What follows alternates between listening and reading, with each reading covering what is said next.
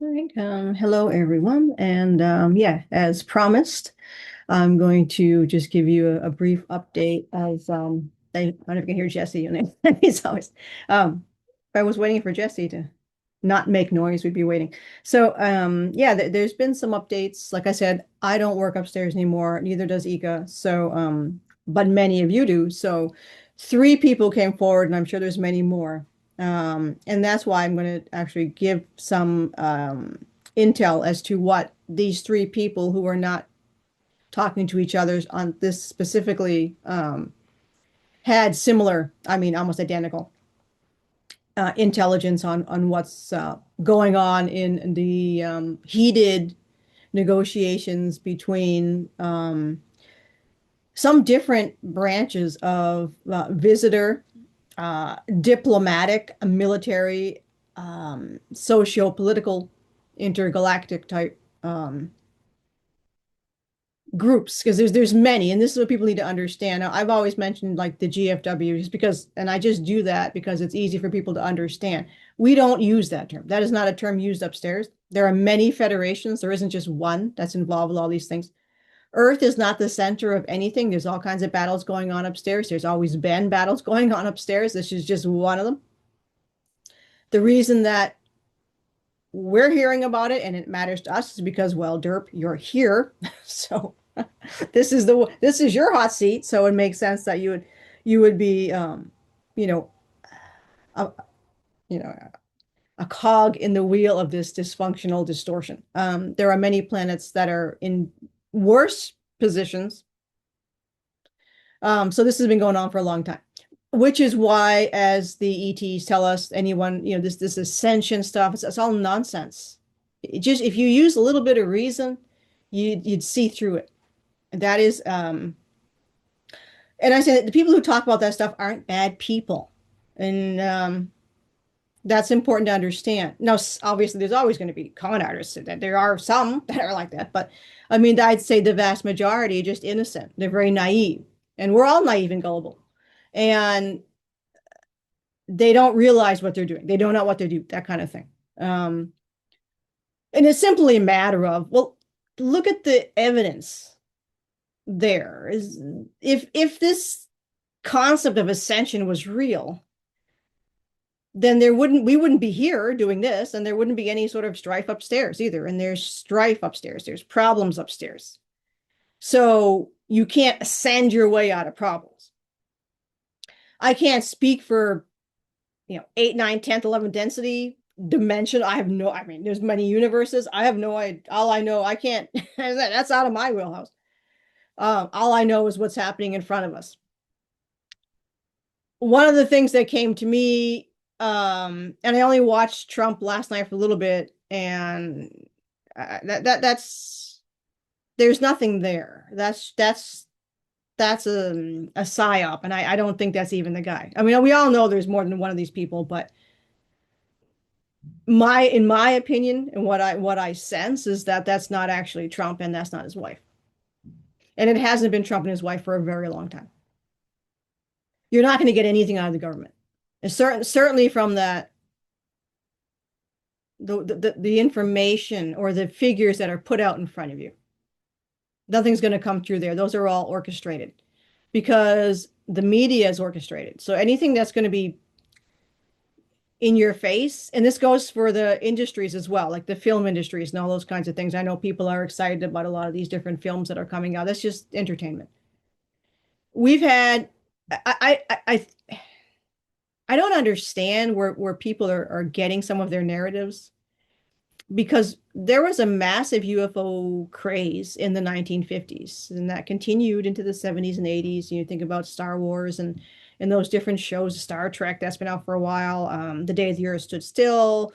Um, all kinds of fascination with space, much heavier in the entertainment industry than it is right now.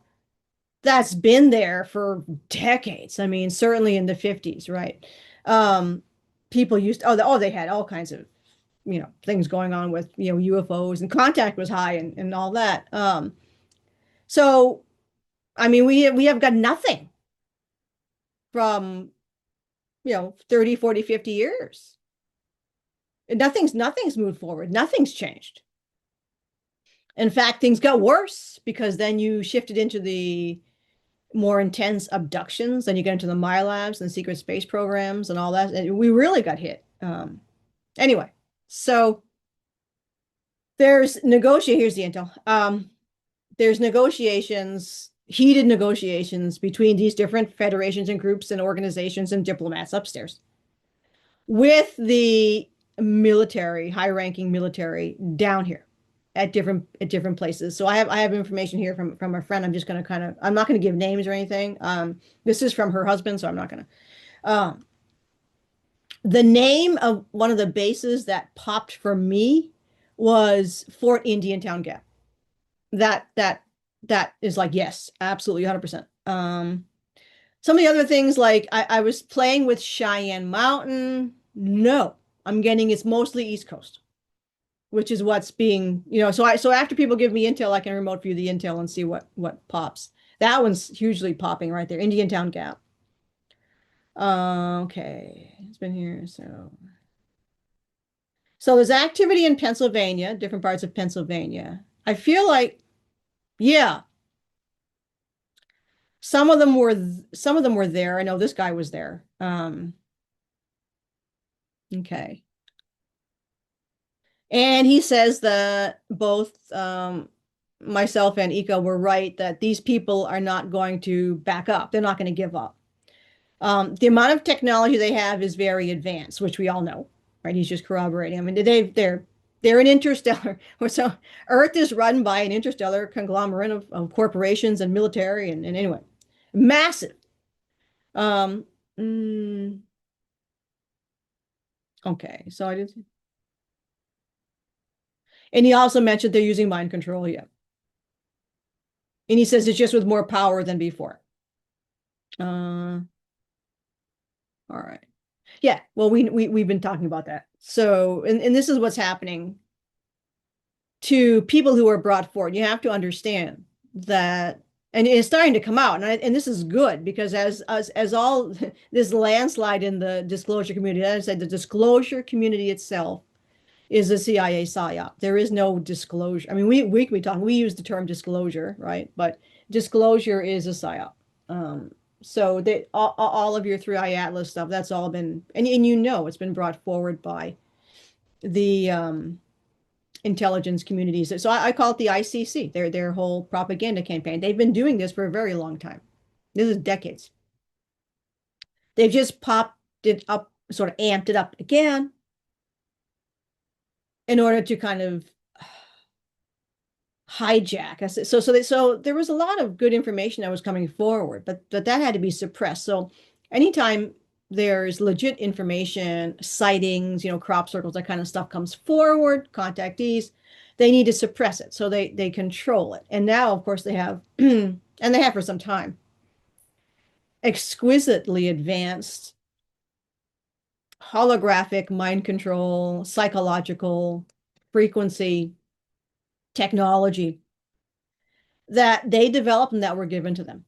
And I was talking to Ika, and I said, do you think that you were actually, when you were working with some of this technology with the military, that you were actually serving the bad guys? And he suspects that may very well be the case. So that a lot of these ET that were down here, they didn't really understand, they didn't know what they were doing or who they were working for. And both of us suspect that they were, assisting, which is why they were being tortured and pushed down. So, this part of the concept they try to feed you is that somehow everybody on Earth, including the military and the politicians, all see these ETs as these amazing beings, and they don't. They kind of see them either as useful, if they can be manipulated, and they can be. Because this is an economic, I'll use the word economic situation that we're in. So the Earth and the ICC, which is we call it the cabal. I like to call it the ICC because it's more than just the cabal. Provide useful goods, very, very highly needed and desired goods intergalactically. So Earth is just one of their places. They have many places. And they have a massive off-planet, mining, industrial. They're extremely well off, very powerful.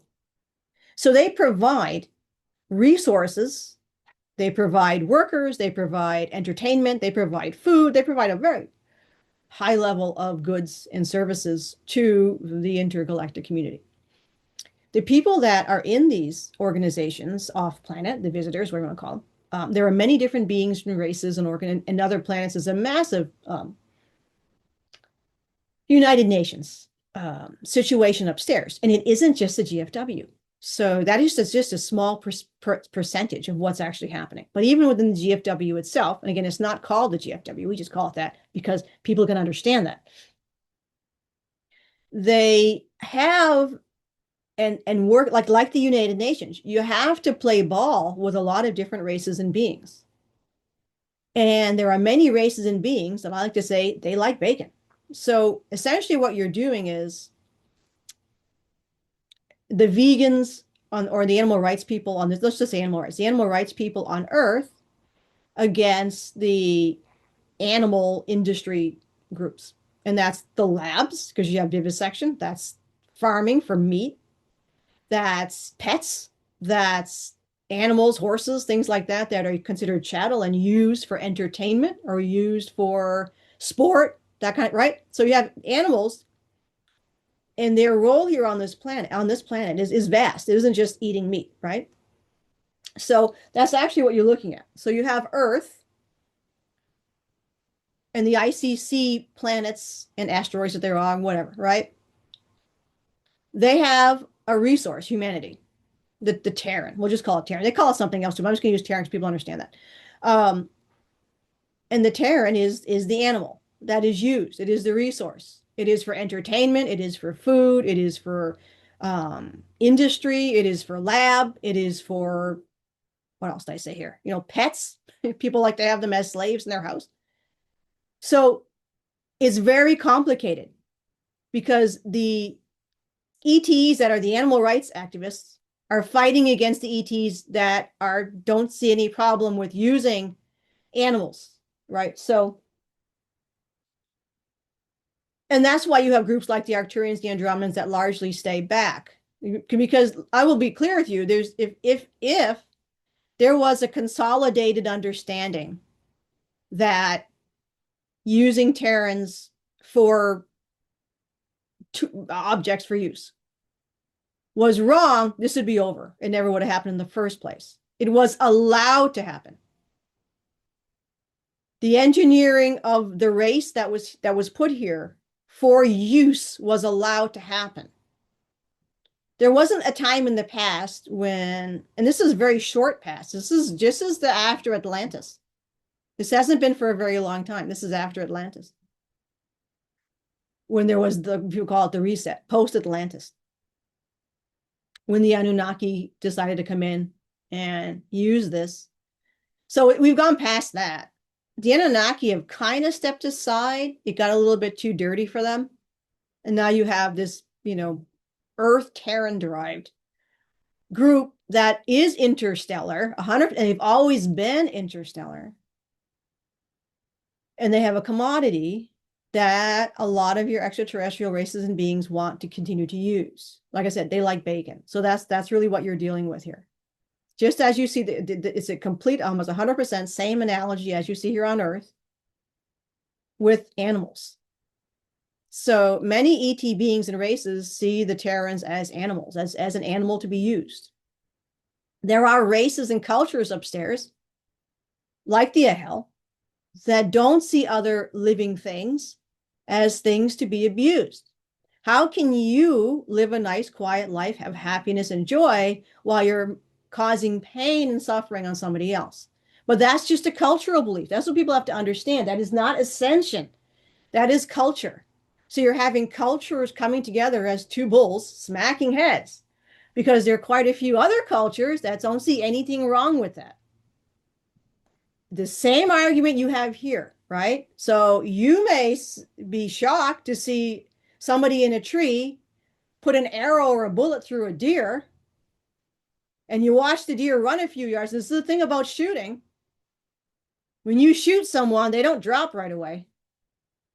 They shoot the deer. The deer is like, what the, ow, what the fuck? They'll run a few yards and collapse. You know, there are people who think that's cool.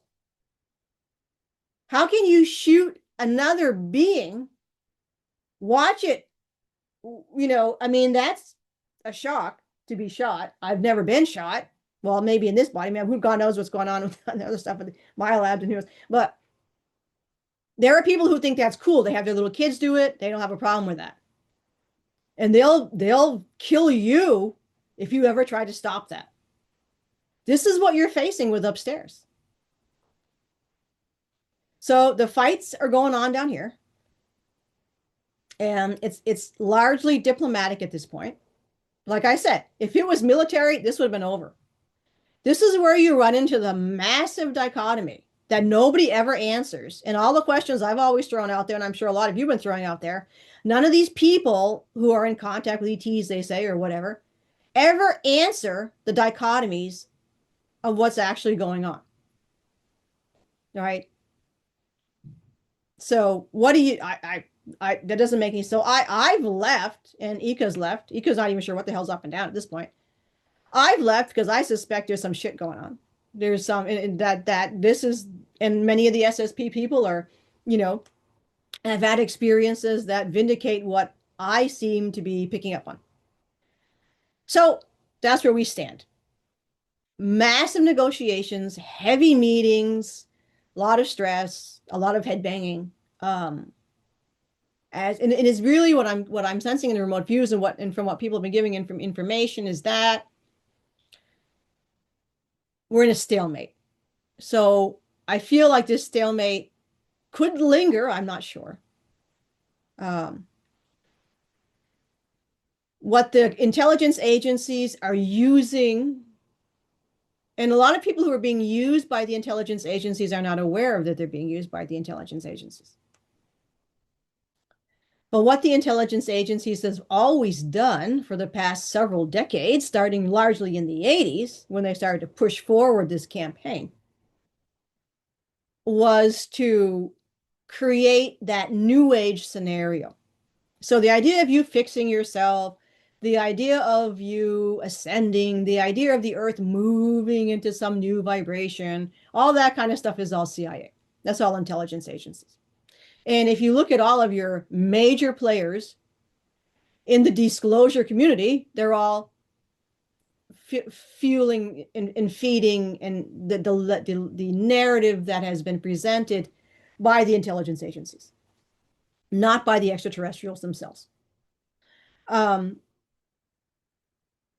it's riddled with nonsense. And I mean that analytically and sort of evidence-based. It is riddled with nonsense. None of it is corroborated anywhere. The only where it's any place it's corroborated is between and within the disclosure new age agenda, because it is being submitted to them by the intelligence agencies.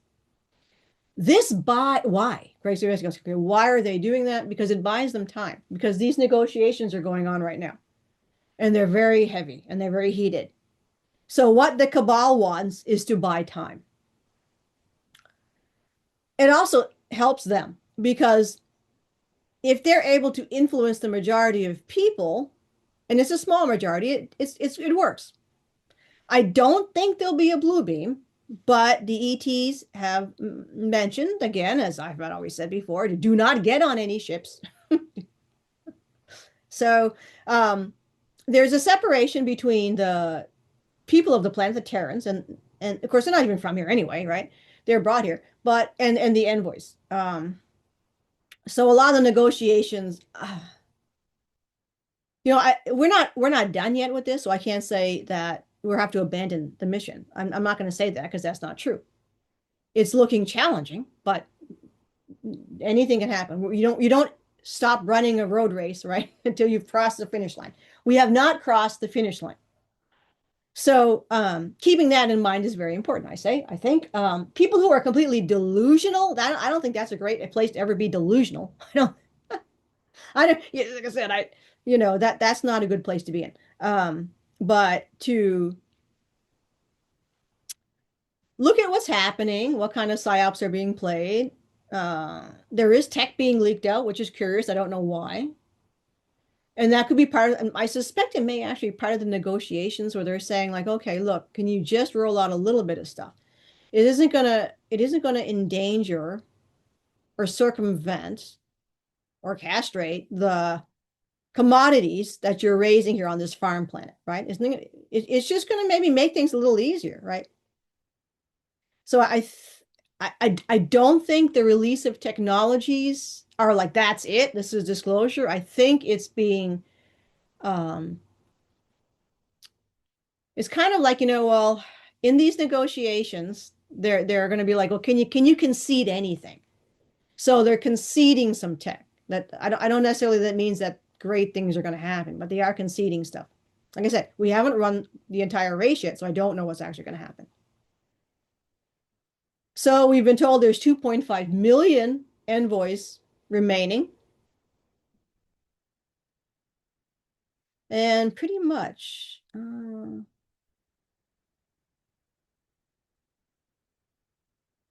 right. So that's all I had from that intel. I'm going to show you. So I saw a figure in a remote view.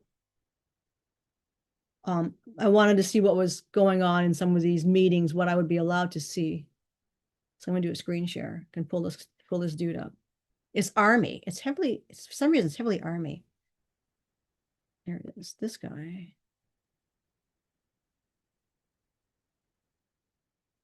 I saw a man in all that fancy gear sideways, kind of like this express, the kind of jerk face, right? And I'm like, oh, like who is that? And I got P, like P. I said, and it's like Petraeus. I'm like, well, no, that Petraeus is long. I mean, it is, but he was, yes, it was when he was, and he still is. I mean, but like Petraeus was still like that. Um, So I scrolled through some pictures of generals with P, and it was Army, which I was aware of. And this was the one that, yeah, for sure. This guy is surprise, surprise, Commander United States Special Operations Command. Okay, that's bingo.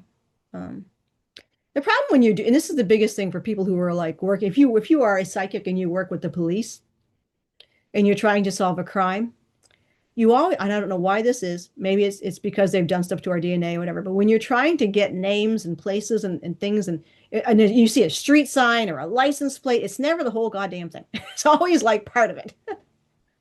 And so I was like, I don't know why they do that. But anyway, now I saw the P. I'm like, is it the last name P? But no, it was like the initial P. So it was the middle initial was P. And okay, yeah, 100%. You would definitely be one of these arseholes.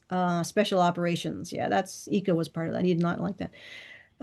So like I said, no, Ika doesn't get any intel. They know he's civilian, just like me. We are civilian, and as you notice, I can even take a picture of my subscriptions here on YouTube. I've been only here for like since September, a year on YouTube when I went from like 12 people to like 37,000 people subscribing. And everything came to a screeching halt once I quit. And that's been a few months. And I don't pretty much gain anyone. I have to look at the analytics. That will be an interesting. I can take a screenshot or of the analytics page, and you'll see where I was gaining like 500 or 1,000 subscribers a day. It was insane. And then once I quit, everything screeched to a halt. So that's interesting. And that to me, that's evidence of what I don't know, but it's definitely evidence of something. So what you do with your YouTube channels or any social media, because I used to write, I was used to be a copywriter, search engine optimization. So you can have some brilliant stuff. No one will know it exists until you advertise it, put it into the searches, right? That's how you get people to buy your product or whatever you're trying to do. And that's what businesses do. So if I was a major corporation, like say Chewy, the pet supplies, right? When they do something on YouTube or they do something on, websites, whatever, any kind of advertisements they do, is millions of dollars they throw into that stuff. So they'll put up, say, a YouTube video, and they'll put in and they'll invest $500,000 to promote that video. And that's how they get all those. So there's two ways that happens. One is that you're working with the bad guys and they're promoting you. that's that's a great way to get up ahead. And two is to put a lot of money into it. So to promote your work. Because what that people, it always gets a dirty word, dirty name, but no, it's nothing dirty about it. That's how SEO works. That's you don't exist until the people that you're trying to reach see you in their feed. So that puts you in their feed. So someone like you or me might put $100 or $200 to promote something we've done. These companies put millions, 100,000, 500,000, depending on the company, a million in the promotion, and they're reaching huge, huge audiences, right? So that's how that works. And I'm not going to be putting any money into anything, right? to promote anything at this point. So the idea of organic, the chances of organic growth is excruciatingly small. If you're going to try to grow your channel or whatever it is you're doing on social media through organic growth, you have a minuscule chance. Not because your stuff isn't good, it's just because no one's going to see it. It's kind of like you are an amazing singer, and the only place you ever sing is your house. Well, no one's going to hear you. That doesn't mean you're not an amazing singer. No one's ever going to hear you sing, right? So this is how this stuff works. Anyway, so they were behind fudging the numbers. That's what they were doing. So here's the guy I saw, General Brian Fenton. Is a career Special Forces Green Beret officer. He currently serves as the 13th commander of the U.S. Special Operations Command, located at MacDill Air Force Base, Florida. Oh, fuck me dead. That is where Ika worked. So Ika worked at many different bases. One of the ones he would go to, he did go to Eglin, but MacDill was time travel. So he would go to MacDill. Ah, interesting. I don't bring Ika into a lot of this stuff because it triggers his PTSD. So we're just doing bits and pieces with him because he does freak out, and I don't want that's no good for anyone. It's a lose-lose situation there. I mean, we don't really, what can he possibly tell us? This all assholes. He did show me what it was like to be in a firefight in the craft, in the squadrons. It's a nightmare. It's just pure fear. I mean, it's horrific. Anyway, so this arsehole here, he oversees all special operations for the U.S. Department of War, with 70,000 Army, Navy, Air Force, Marines. So yes, this is the arsehole I saw. There you go. 14 billion. Yeah, they got more. The annual budget is 14 billion. Yeah, sure.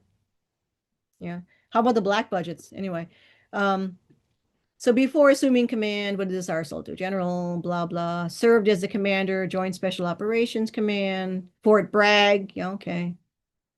U.S. Secretary of Defense, Fenton, blah, Pacific and duty. All right. Interesting. He has, let's see. Director of Operations, Joint Special Operations Command. Okay. Oh, it's quite a bit. This Mr. Nutsy Squirrel here. Let's see. All right. Well, anyway, that's the guy. So, not surprising. Yeah, there you go.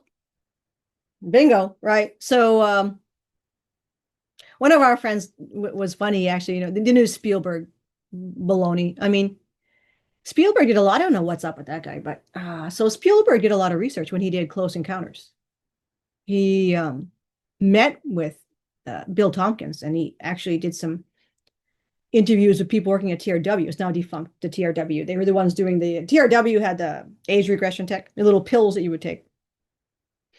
TRW was the think tank. It's now been, defunct, but there are many other think tanks that are around. So yeah, he had Hynek appear. I thought that was very cute in Close Encounters. So then Spielberg did, that the movie I could never stand, E.T. Oh God, I hate that movie. And now he's doing this one. So our friend mentioned, yes, Spiel, right? Spielberg. Yes, it's Spiel. I think that's how you actually would pronounce it in German, right? Spielberg, right? Yeah, the Spiel. Yeah, it's a Spiel. And it's I actually thought the trailer was a spoof of I didn't realize that actually is a trailer. I'm like, oh, that was funny. Haha. Like, oh no, that's actually a trailer. I thought it was a spoof. I'm like, oh my God.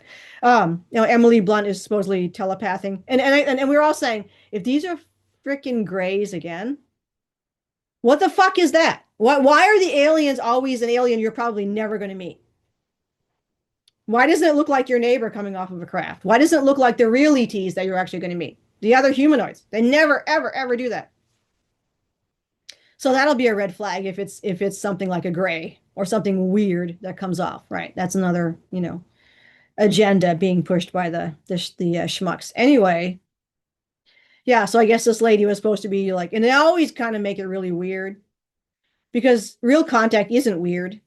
It's actually pretty run of the mill. And, she's supposedly channeling or having some kind of language come through her, which is always a red flag. So why are they doing that? There are people who can channel, and if you are a channeler, like legit, and my friend Louise is a legit channeler, she's been doing it for a long time. She's a shaman. So you do have a lot of, and everybody's a shaman nowadays, but if you look at indigenous, you go into different places in Africa, you'll find a lot of their shaman will be doing channeling. And they're very powerful and very good at what they do. Um, and they don't charge. Well, you might offer something like, some chocolate or something, and they'll do something for you. But I mean, there are people who do, there are legit channels, and you know that in indigenous populations. So my friend Louise, and those people who are legitimate will always tell you it's extremely dangerous, and you got to know what you're doing because even the good ones they get hit, and you'll even see real shaman get hit.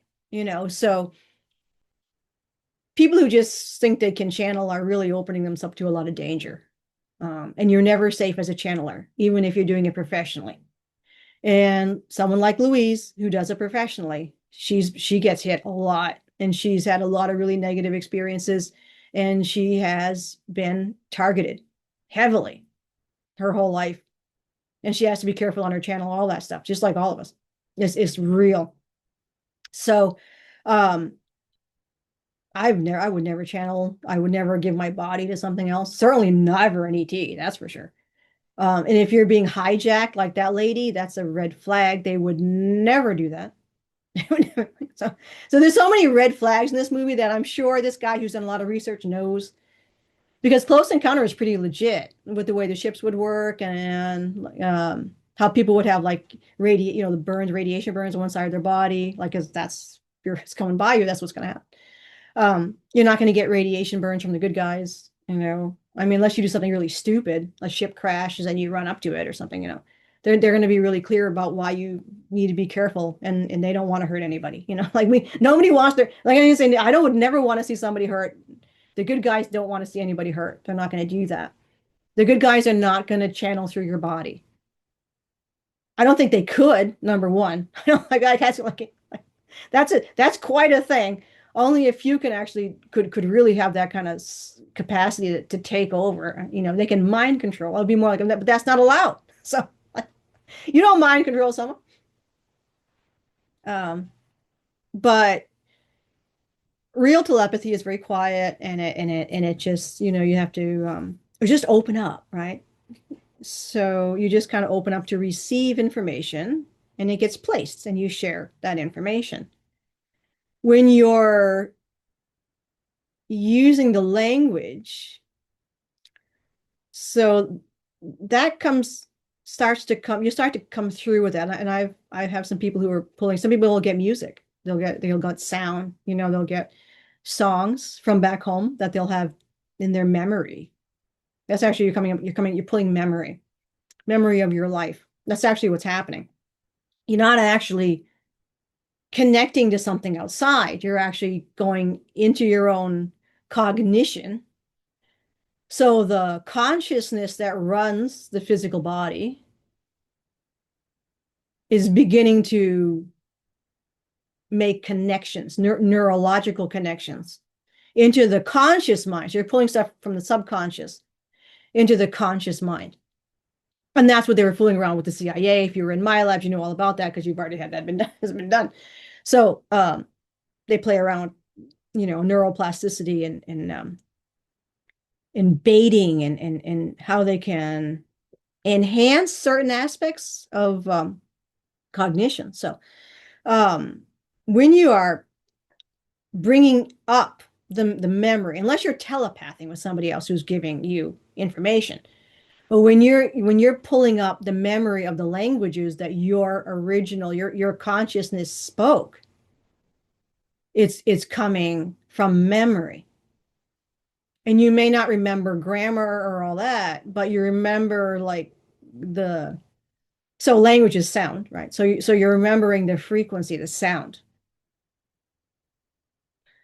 So it doesn't look like you have agita, like that. She like, it looks like she needs a bathroom. Um, I was like, holy shit, maybe, oh no, maybe the DS is showing the envoys like, hey, you bastards, right? You won't shut up. You're the squeaky wheel. We're going to give you this. Like, right? We're all going to be in the bathroom. I'm like, oh, fuck. I hope not. You never know, though. Those guys are assholes. So pulling up the memory of language. So you just open up, right? You soften and you want your memory to come forward. So to pull up the memory of language, and that is to pull up the memory of language. So I've written something, several days ago. I just never posted it. And I'll share it. I don't actually, it wasn't, oh God, who was this from? It was from my mom. Um, she says, "Ta'anel sha'irasa ishta'il. Sanuraka shinna isa. Zosha iska inna o as. Ko alta ea. Soka e esh etai. Dasa teza ekanoka. Los sana keto sana. Kishkana kishka esnase du eskai.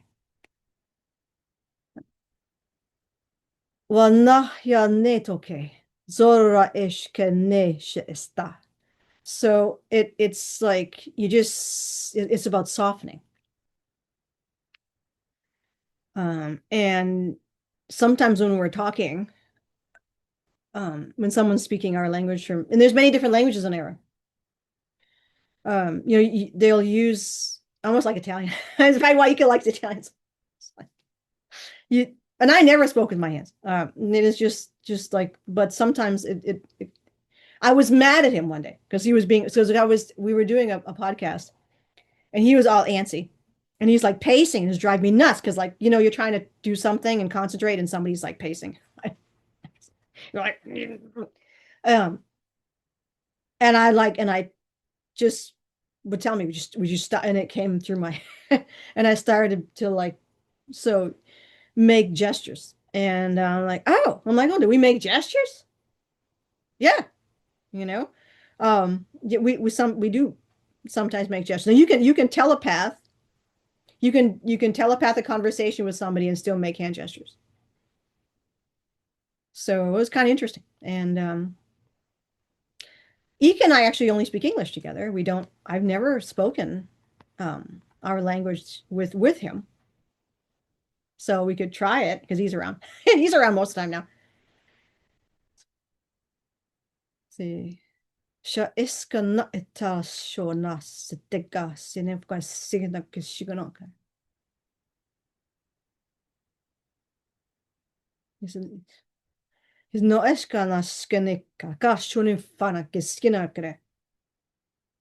You can do it. And no agita. He's like you have to no, he's like, no agita.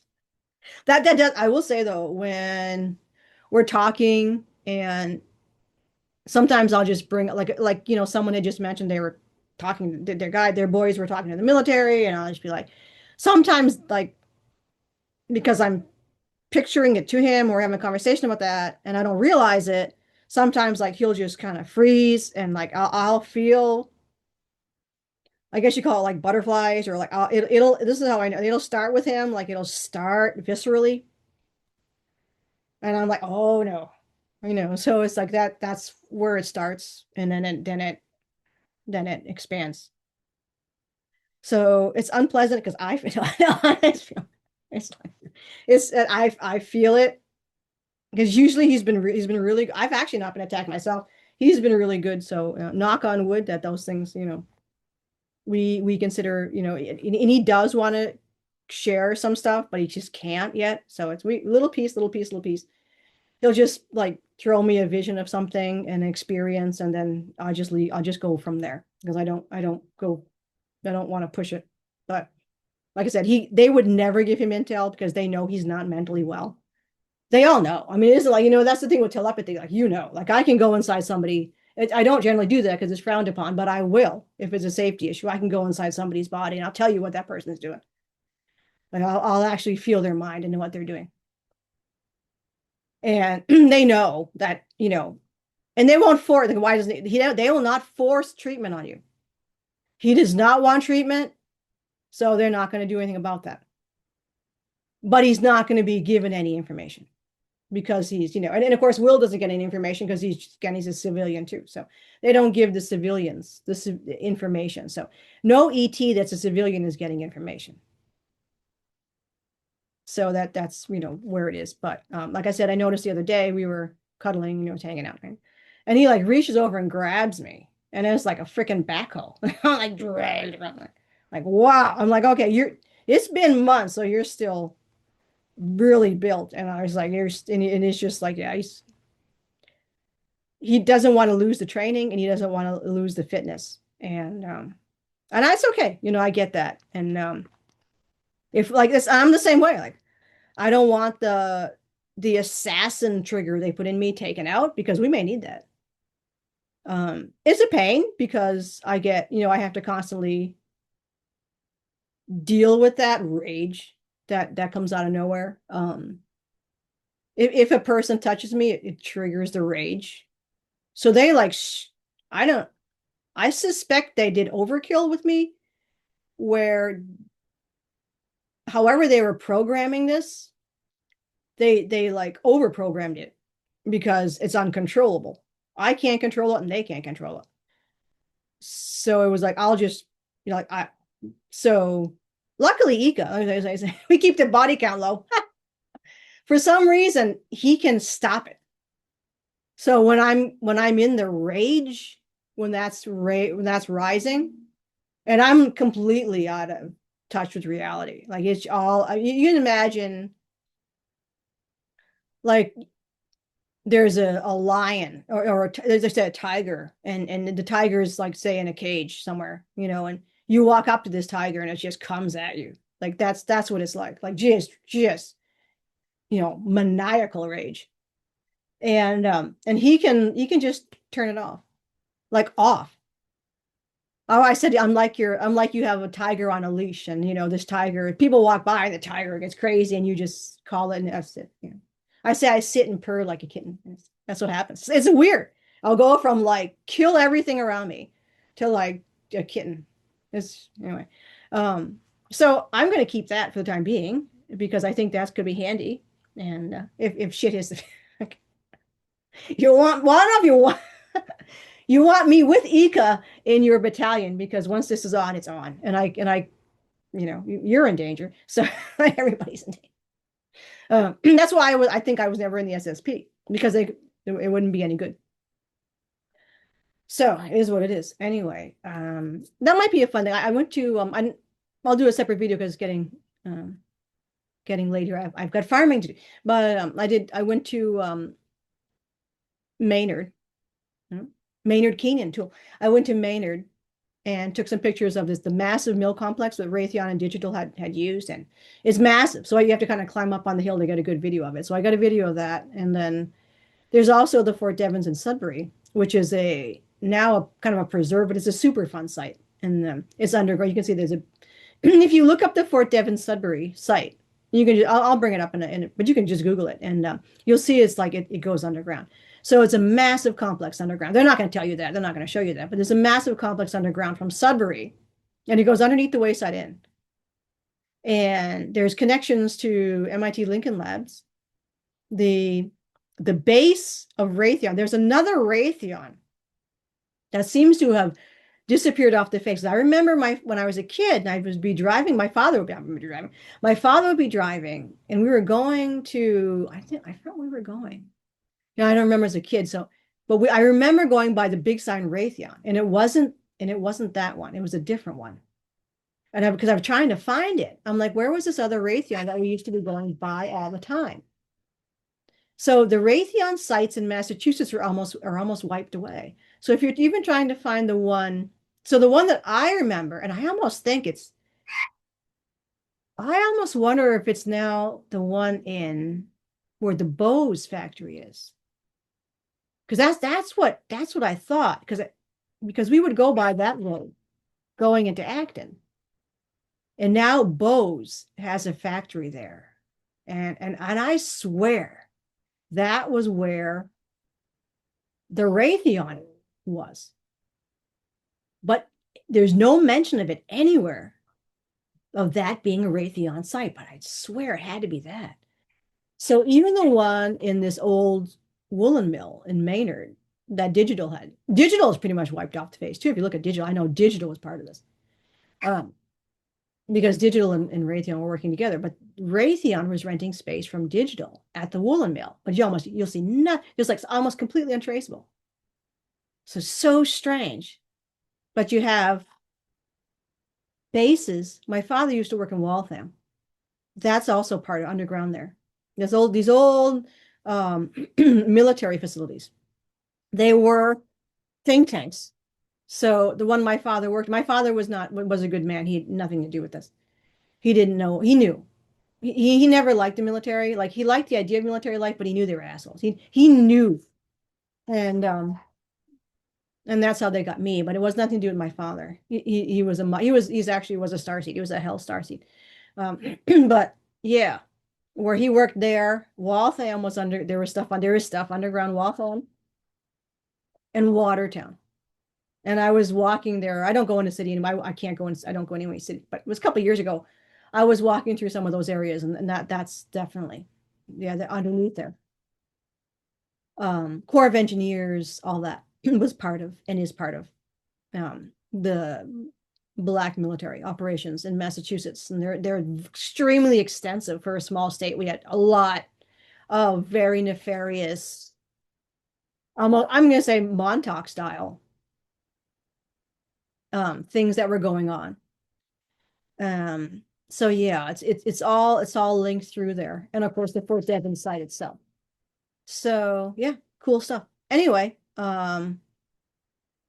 same old business as usual. Just keep an eye out. Oh, don't forget December 19th. That's right, AI Atlas, and that's a J. That's a psyop. Um, I would love, like I said, Stephen Burns mentioned it might blow up because there was another comet that was changing colors like that, and it did disintegrate. So that would be hilarious.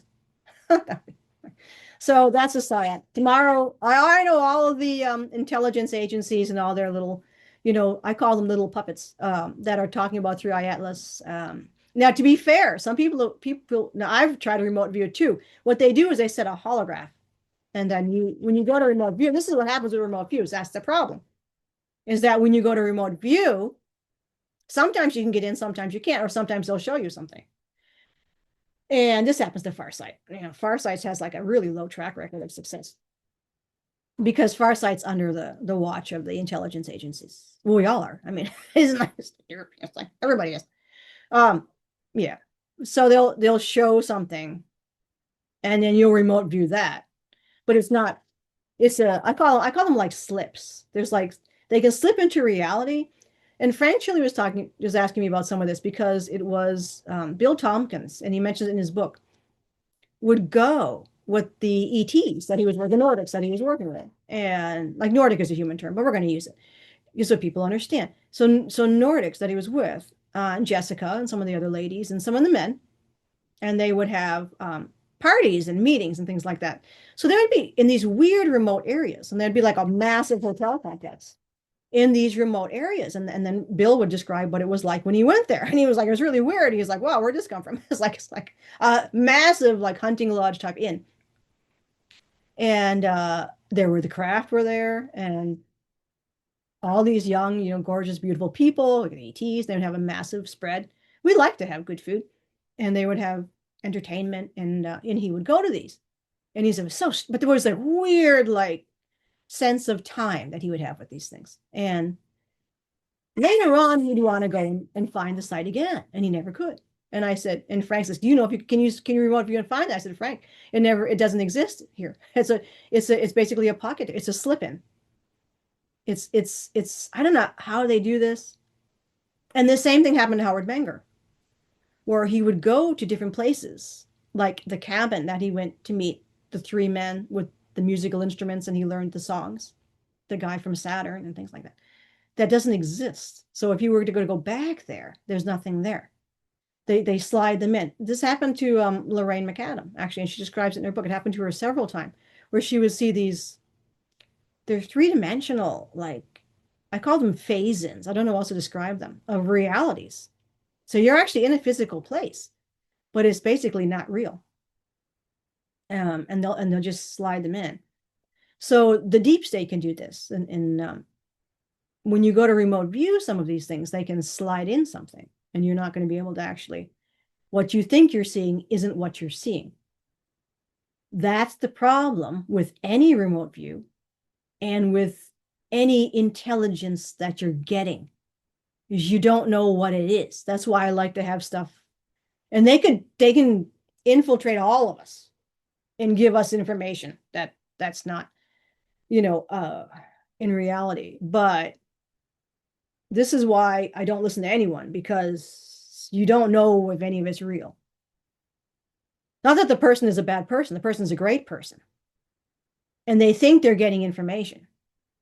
But the information that they're getting, and they are getting information, and they are receiving voice to skull technology of events that are supposedly happening, of Three Eye Atlas, of extraterrestrials. And it isn't. It's them. It's the intelligence. So that's why you can't believe. You have to be able to corroborate things with real world. And I know people, oh, you can't believe in the real world. You got to find your spirit and all that bullshit. And the ETs are like, please don't do that. That is stupid.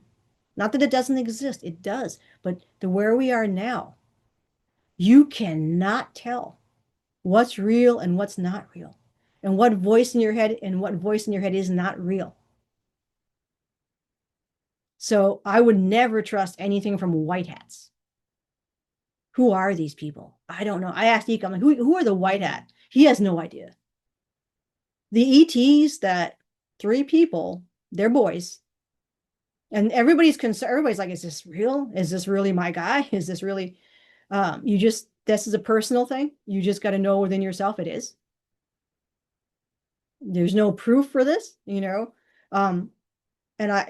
might, okay, well, if a lot of people have met your man or woman, your contact, that's not necessarily proof, because the cabal could do that, but it could also be real. The only person who can tell you if your contact is real is you. So anything coming in from a military source, telepath to you, I would be very suspect of. Very. I have never had military intel, telepath. I've only received it when Ika was forced to lie. And I've said that. People said, oh, you got stuff on your channel that's bullshit. Yeah. I immediately after told you that was a psyop, and I knew it was. And I think even when I was broadcasting some of that stuff, I'm like, this does not feel right to me, but I'm going to broadcast it because Ika's telling me to do it. Because I felt him in distress. And I told him, I said, this isn't real. And he says, you need to do this. And I'm like, okay, because I know they're going to torture him. So your contact can be very real and can be very tortured. So what they're giving you can be wrong. But you'll feel it. Like I knew he was not okay. I knew this is not okay. I knew when he was in Cheyenne Mountain, it was not a nice experience. And I've asked him, I said, have you met white hats? Do you know what they are? And he says he's met nice people. And I've mentioned this before, and he's mentioned this before, where there were enlisted men that he's met that were nice people. But he didn't like the officers. And that's all he would say. And he showed me sometimes some of the experiences that he's had with them, and they treat the ETs like shit. They hate them. They intimidate them, they torture them, and they manipulated them. Now, many of the infantry, I mean, the regular guys, I know what you call them, like enlisted, right? They actually really, really felt the nice vibe that comes off of a nice person. Not because they're ET. When you meet someone who's a nice person, you feel that. So for the enlisted people that Eco would love to speak to, and it was very regulated. Like they didn't get a lot of contact with enlisted men, but or women, and he would try, and he would kind of slide out and just kind of have a conversation, and they were, they knew that there was an extraterrestrial, and these people they're not like us. These guys aren't, and women in the military aren't used to contact, and so the fact that here in front of their face was an alien was was life changing, right? And of course, those people were also threatened because they were in contact with the ET divisions, which is very high security, and which meant you were going to be, you know, read the riot act and given you offers you couldn't refuse. So these very intimidated enlisted people would have a moment of real contact, which was lovely. And there was just kind of a conversation. And for Ika, it was nice too, it was just have a conversation with someone that's human. And that's the biggest, I think, thing that all of us miss is to have conversations with our loved ones, right? That's what makes it hard. So your loved ones are your loved ones. And it's like, oh, there's a lot of nice people. I know there's a lot of nice people, but they're not my family. Like there's a difference. There's a difference, right? And so there's a lot of dark stuff that went on in these military operations, which is why I always say I fear for JP. And I don't think he understands just what he's dealing with. And for those of us who have been in the secret space programs, have been in the My Labs, we're like, this is 100% what they do. 100%. None of the good guys will drug you. You don't need to be drugged. And if they ever needed to do something for you, they'll explain it to you. They'll say, this is a medical procedure. This is, they'll explain it to you. They're not going to be weird and creepy about it. I did have one med bed that was a little creepy, but that's just her personality. That wasn't anything. It was just, some people have those personalities, but that's not the good guys. So I say that's SSP. And I don't understand why they're trotting him out to give this. I think he thinks what he's doing is real. And it's handlers. So at any given time, as those of us who've been in those situations will tell you, it can go south. So there's a lot of, and it's hard. And I was thinking, how do the thousands, I say probably millions, but certainly thousands of us who have been in the programs, how do we, this is, I think is going to open some doors. And I'm talking to Ike about this, but I think it's going to open some doors as a lot of this controlled narrative collapses upon itself. It's going to, I think it's going to push the real people forward. The little grandmas and grandpas, the regular people, I always call them the regular Joe and Jane, the everyday folks who don't want celebrity, who don't go to conferences, who don't want anything to do with this, but here we are. Those people I think they're going to feel compelled to come forward because they understand that right now there's so many people in the main narrative that are nasty.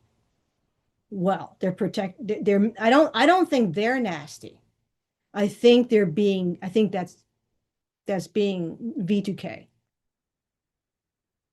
So they're getting, though, anyone in narrative who's like nasty against other people, like aggressively. Like, you're a fraud, you're a fraud. Like, we're not, we know who we are. There's thousands of us. Um, that's V2K because they're gonna cling to their basically fantasy world. They don't allow anybody else in. They don't answer questions from people. They don't engage in open discourse. They never supply real evidence. They never say that, hey, I don't know what the hell's going on. They're all overly convinced of their reality. So that's all intelligent stuff. But as that collapses, and there's more than one person, a bunch of people out there. It's not just one person. And I always say, and I'm going to say it, I think people need to start backing off Elena. You know, she's a victim. And I strongly suspect that a lot of that stuff, I don't know why they did it and why they're doing it, but that individual, got shafted by a lot of people who were riding her wave. Let's be clear. She got famous and everybody jumped on her wave. Now they're shafting her. So I don't trust any of them. What you need to trust yourself, right? So you know how it works, you know what the BTK is, you know how they influence people. So yeah, that's like I said, I think this is a good thing. And what's going to happen is it's going to take down a lot of that attack. And so that regular people who just don't want to be, they just don't want to be a part of that shit. Like, I totally get that. Um, I never want to be a part of that shit, and I never was a part of that shit. They find you. They find you. They find you. And so people don't want that. So like, I don't want to, this is all, but now I think they will. Once that gets silenced, then they'll come forward. But it's very hard for those of us who've been in the programs to try to explain to people, like, I think you're in danger because you look like a sour grape. You don't know what I'm doing, blah, blah, blah, blah, blah. Like, I'm trying to help you. And I don't want to, I'm not going to, that's one of the problems with the Pleiadians you help, right? We always want to help somebody. Like, just trying to say, be careful, right? These guys are no good. So it's all we can do is, you know, be open, allow other people to come in, allow discourse to happen, allow each of us to agree to disagree, all these kinds of things like that. And I just like to give some background from people who've been in SSP, and they're all saying like that sounds like V2K. And it's usually cookie cutter. And a lot of these people themselves were deluded. I was deluded. There was a point where, like, I was experimenting with that new age shit because it kind of feels nice, and a lot of it isn't nice. It's kind of nice to have a singing bowl and all that. Like, and that's frequency, so it is physics, it is real, but it's then you like that doesn't make. But then you start to reason. You're like, well, that doesn't make any sense. Humanity doesn't have to ascend anywhere. Wait a minute. Why does humanity have to fix itself? Humanity was the victim. The Terrans on this planet were victims. They were brutally accosted. They were enslaved. There's nothing broken. They were made. They were broken. They were beaten up. They're not ascending anywhere. What they need is social workers. What they need is tech to help fix them. They need tech to help fix the planet. There's nothing broken here. It's just been poisoned by this nasty organization that needs to be removed. Cabal needs to be removed. And then the Terrans can be healed. What they need is help. So hopefully that's way outside my pay grade, and I don't work upstairs anymore. So who knows? Anyway, that's all for today. So all right. Well, as always, see you upstairs. If I can manage to find the off button. There we go.